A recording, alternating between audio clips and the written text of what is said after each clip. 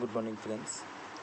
आज जो हमारा स्टडी का टॉपिक है वो साइंस एंड टेक्नोलॉजी से रिलेटेड टॉपिक है, नैनो टेक्नोलॉजी यानी कि नैनो तकनीक। नैनो तकनीक होती क्या है, हम थोड़ा उसके बारे में पढ़ेंगे। इस टॉपिक में हम सबसे पहले नैनो तकनीक के इतिहास को पढ़ेंगे, बाद में उसकी पीढ़ियाँ पढ़ेंगे, बाद में इनके क्या क्या उत्पाद आए हैं उनके बारे में हम पढ़ेंगे।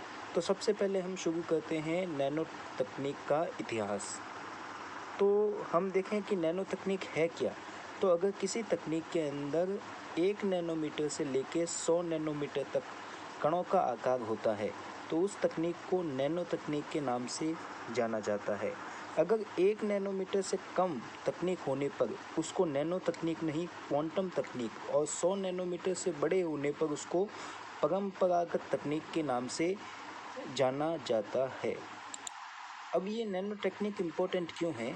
क्योंकि 1 नैनोमीटर से 100 नैनोमीटर तक की जो संरचनाएं बनती है उसमें कोई सह उत्पाद न बनता नहीं है और ये आकार में इतनी छोटी होती है जिसके कारण इनकी क्षमता सबसे ज़्यादा होती है और इनका सतही क्षेत्रफल भी अधिक होता है एवं प्रति इकाई आयतन में अणुओं की संख्या भी अधिक मिलती है। अगर हम इसके इतिहास की बात करें तो सबसे पहले 1959 में फेनमैन नाम के साइंटिस्ट ने एक अपना कथन दिया था, there is a lot of space in the bottom, और वो एक टाइप से नैनो टेक्निक से रिलेटेड ही था। उनके कहने का मतलब ये था कि छोटे से छोटे कणों में बहुत ज़्यादा स्पेस है जो टेक्नोलॉजी को बढ़ा सकता है। और इसके बाद में इतिहास से रिलेटेड बात करें तो 1974 में 1974 में नोरियो तानागुची जापानी साइंटिस्ट थे। इन्होंने नैनो तकनीक शब्द का उपयोग किया तथा व्यावहारिक उपयोग की संभावनाओं को अभिव्यक्त किया।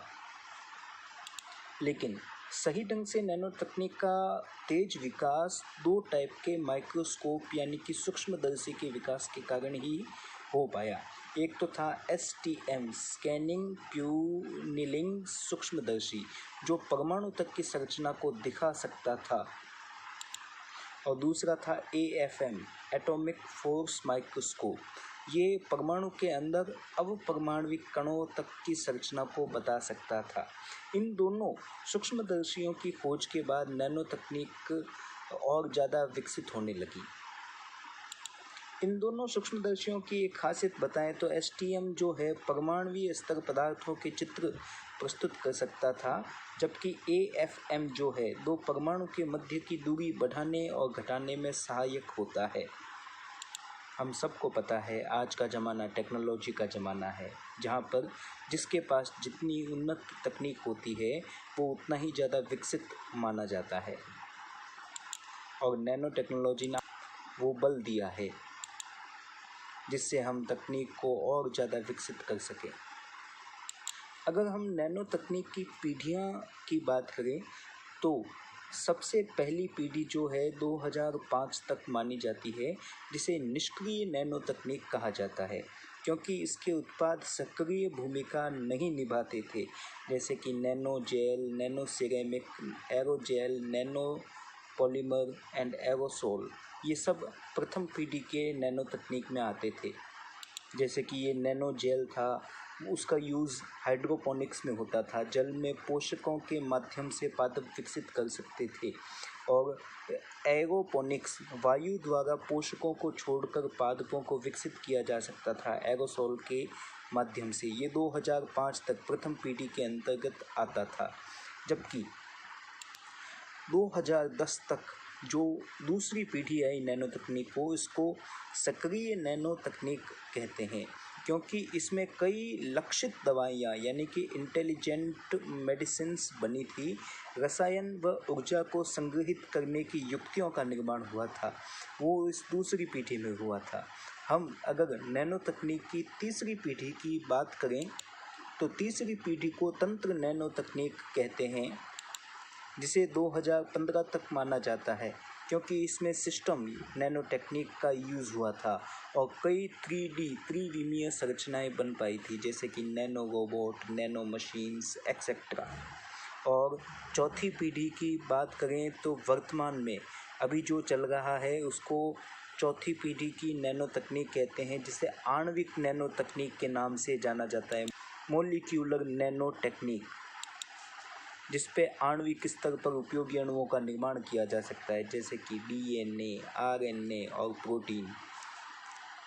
अब हमारी बात आती है कि नैनो तकनीक के अनुप्रयोग कहाँ पे होते हैं, यूजेस कहाँ पे होते हैं। तो सबसे पहले इसके जो उपयोग है कृषि क्षेत्र में हो सकते हैं, जहाँ पे नैनो उर्वरक, नैनो खरपतवारनाशी और नैनो कीटनाशी तक बनाए गए हैं, जो बहुत ही छोटे स्तर पे जाके कीटनाशक और फसलों को नुकसान पहुंचाने वाले कह सकते हैं जीवों को नष्ट कर सकता है। दूसरा, चिकित्सा के क्षेत्र में कि डाबर कंपनी ने एक ऐसा नैनो जेल बनाया है जो कैंसर कोशिकाओं को समाप्त करती है और उन्हें पुनः विकसित नहीं होने देती। इस तकनीक से ऐसी दवाइयाँ बनाई जा सकती है जो खुले स्थान पर रखने पे भी खराब नहीं होती, और कई लक्षित दवाइयाँ जो सीधे लक्षित अंग पर ही कार्य करती है।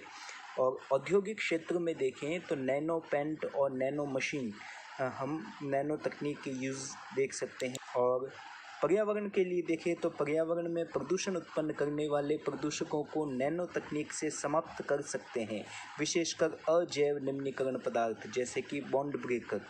ये उनके बीच के बॉन्ड को तोड़ देते हैं और जो निम्नीकरण पदार्थ हैं उनको पर्यावरण को प्रदूषित नहीं करने देते।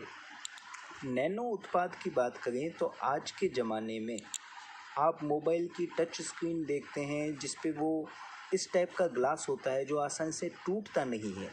एक्चुअल में दुनिया का सबसे कह सकते हैं कि डायमंड कह सकते हैं कि दुनिया का सबसे मजबूत पदार्थ डायमंड है, जो एक कार्बन का अपरूप है। और हमने नैनो टेक्निक के ज़रिए कार्बन का एक चौथा अपरूप निकाला है, ग्राफीन, जो डायमंड की तरह ही हार्ड है। यह विद्युत का चालक होने के कारण वर्तमान में इसका उपयोग टच स्क्रीन बनाने में किया जाता है। यह 2D प्रारूप में होता है और वर्तमान में ग्राफीन के कई उपयोग संभव हो पाए हैं क्योंकि यह सुचालक है।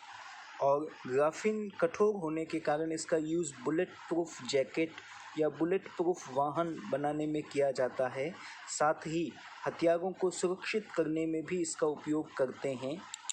ग्राफीन में दो कार्बन के परमाणु के मध्य की दूरी न्यूनतम होती है, जिसके कारण इसमें बैक्टीरिया या सूक्ष्म जीव प्रवेश नहीं कर पाते, तो इसका उपयोग भोजन के परिरक्षण में भी करते हैं। वर्तमान में ग्राफीन की मदद से पानी के शुद्धिकरण की नैनो झिल्लियाँ भी बनाई गई है।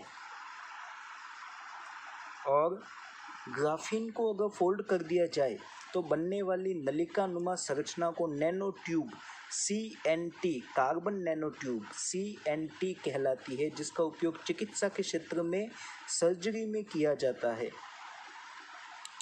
अगर हम नैनो टेक्निक की बात करें तो दूसरा जो संरचना बनती है वो है फुलरीन। यह भी एक नैनो तकनीक से निर्मित पदार्थ है जो घर्षण को कम करने में मदद करता है। ये भी कार्बन का अपरूप है, फुटबॉल के आकार का होता है। एक नैनो टेक्निक से बना है नैनो कर्ण, जो सोने और चांदी जैसे धातुओं से निर्मित होता है और कम तीव्रता की ध्वनि को भी सुनाने की क्षमता रखता है। और चौथा नैनो टेक्निक से रिलेटेड आता है नैनो उर्वरक यानी कि फर्टिलाइज़र। कि विश्व का पहला नैनो उर्वरक भारत के वैज्ञानिक डॉक्टर तरफदार के द्वारा विकसित किया गया था, जिसका विकास जोधपुर स्थित केंद्रीय शुष्क भूमि अनुसंधान केंद्र के द्वारा किया गया, जिसमें विशेष प्रकार के एंजाइम का उपयोग किया गया है जो वातावरण के नाइट्रोजन को नाइट्रेट में बदल सकता है। यह कुछ आपके नैनो टेक्नोलॉजी के उत्पाद थे। अगर हम नैनो तकनीक से रिलेटेड कुछ विविध की बात करें तो दो प्रकार की अप्रोच उपयोग में ली जा सकती है। पहली होती है टॉप टू बॉटम, जिसमें बड़े आकार की संरचनाओं को नैनो संरचना में बदला जाता है और औद्योगिक क्षेत्र में यह अधिक लाभदायक होता है। सेकंड, नैनो पदार्थ बनाने के लिए bottom to up use technique use की जाती है, जिसमें अति सूक्ष्म संरचनाओं को जोड़कर नैनो संरचनाओं का निर्माण किया जाता है। ये चिकित्सा क्षेत्र में अधिक लाभकारी है। अगर भारत में बात करें तो नैनो तकनीक के जनक CNR राव को माना गया है, जिनकी अध्यक्षता में 2007 में नैनो तकनीक मिशन कार्यक्रम प्रारंभ किया गया था, जिसके परिणाम स्वरूप 2013 में भारत नैनो तकनीक में पेपर पब्लिश करने वाले देशों में तीसरे स्थान पर आया था। तो ये हमारे नैनो टेक्निक से रिलेटेड कुछ इन्फॉर्मेशन थी जो आपके कंपटीशन में आ सकती है